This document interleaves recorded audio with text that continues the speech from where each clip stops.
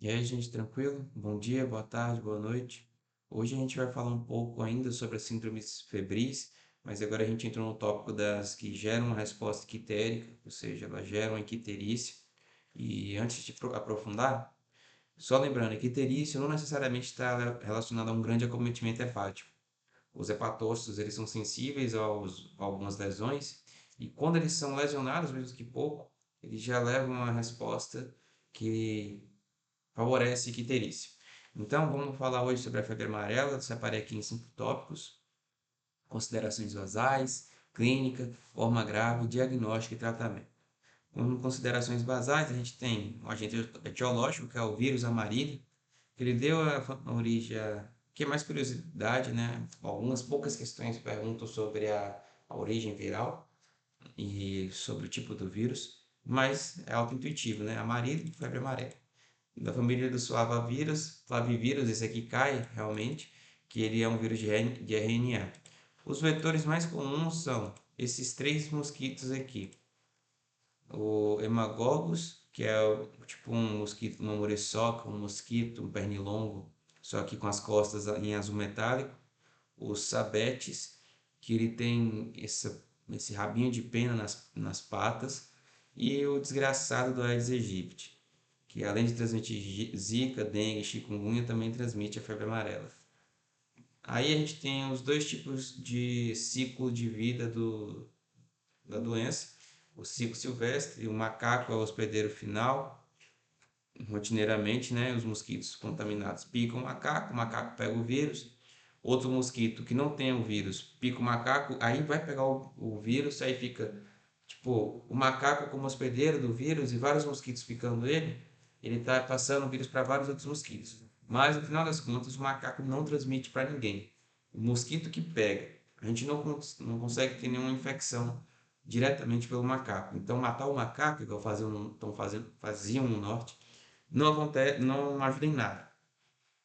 Acontece do mesmo jeito com o humano. Então, se é um humano contaminado com febre amarela, os mosquitos que lhe picarem podem pegar a doença e passar para outros humanos. Geralmente está associado a um histórico de um paciente que foi pescar, foi fazer uma trilha, e é auto-intuitivo pensar que ele teve alguma arbovirose. E aí, se tiver um quadro ictérico, a gente vai pensar na febre amarela, certo? Passando um pouco para a clínica, já é de se esperar que a gente tenha uma icterícia, uma febre, até porque é febre e é amarela. Então, na forma leve, a gente vai ter basicamente a totalidade dos casos são a forma leve, né? E basicamente a gente vai ter uma síndrome febril, quadro de febre normalmente, a frequência cardíaca normal, e o sinal de Fagê, que é tipo febre, mais frequência cardíaca baixa é normal. Esse sinal de Fagê aqui é contra-intuitivo, porque quando a gente tem um quadro de febre, o corpo ele aumenta o débito cardíaco para compensar o excesso de consumo de nutrientes. Então, se a gente está consumindo mais nutrientes, mais sangue tem que chegar para nutrir os tecidos. Então, a gente vai pensar nisso quando o paciente tiver um quadro de febre e a gente aferir a frequência cardíaca dele e tiver normal, ali abaixo do 100, e respeitando as limitações pediátricas e geriátricas ali da frequência cardíaca. Aí a forma mais grave, que é o que acomete de maneira praticamente letal, né? A gente vai ter 10% dos pacientes, mas sabendo que desses 10%, 50 morrem. Então, se de 100 pacientes com febre amarela, 10 tiverem a forma grave, 5 vão morrer, certo? E aí os sinais e sintomas, eles são quatro principais, que é uma lesão hepatorrenal, que a gente vai ter um grande tropismo desse vírus ali pelo tecido pelo próprio hepatócito, pelo tecido hepático e pelo tecido renal. Só que é principalmente pelo tecido hepático. Então, quando o vírus entra no fígado, ele vai gerar essa resposta hepática muito intensa. O fígado ele vai começar a perder toda a sua estrutura. Então, a gente vai ter uma hepatite viral que pode ser apelidada de hepatite viral do tipo F, já que a gente tem hepatite A, B, C, D e E. A do F seria pela febre amarela, o vírus da febre amarela, certo? A icterícia a gente vai apresentar justamente porque o hepatócito, desde o momento inicial das suas lesões, eles vão excretar, vão perder a capacidade de excretar bilirrubina direta e vai acumular, vai fazer com que a gente tenha um aumento da circulação da bilirrubina direta no corpo, já que ela não foi excretada no trato gastrointestinal. A hematêmese é basicamente porque a gente vai perder a capacidade de produzir fatores de coagulação, que é ali do fígado, né?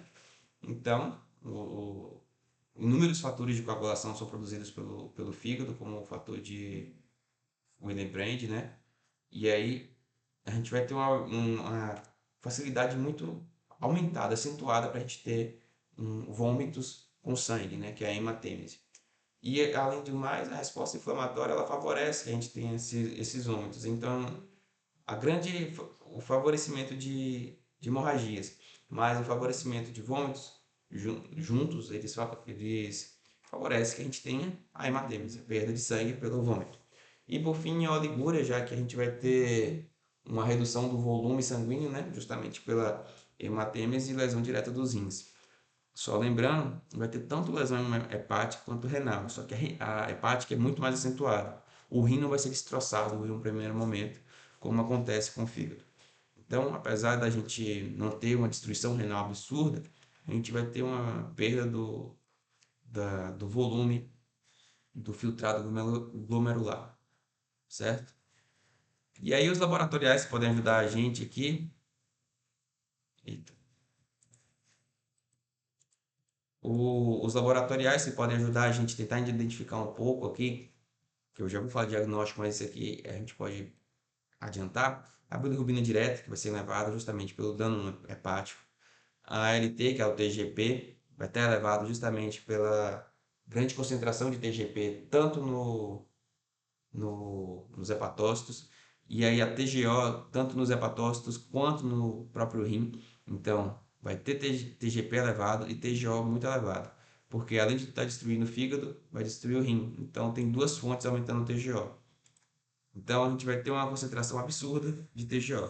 E a gente pode usar isso aqui como um fator de diferenciação de algumas outras hepatites, porque não é esperado que em algumas hepatites, por exemplo, a TGP seja. É esperado, na verdade, que a TGP seja mais elevada que a TGO. Só que nessa hepatite, entre aspas, aqui, pela febre amarela, a TGO vai estar absurdamente mais alta, ou seja, a ST absurdamente mais alta que a LT. E aí no diagnóstico a gente vai ter basicamente duas estratégias. A gente vai procurar o vírus correndo na circulação, que a gente consegue até o quinto dia, né? E fazer o isolamento viral. E depois a soroconversão, que após 6 dias a gente já tem uma resposta imune e consegue procurar IgM. Perceba que aqui a gente também tem uma resposta imune semelhante ao vírus da dengue, zika, chikungunya.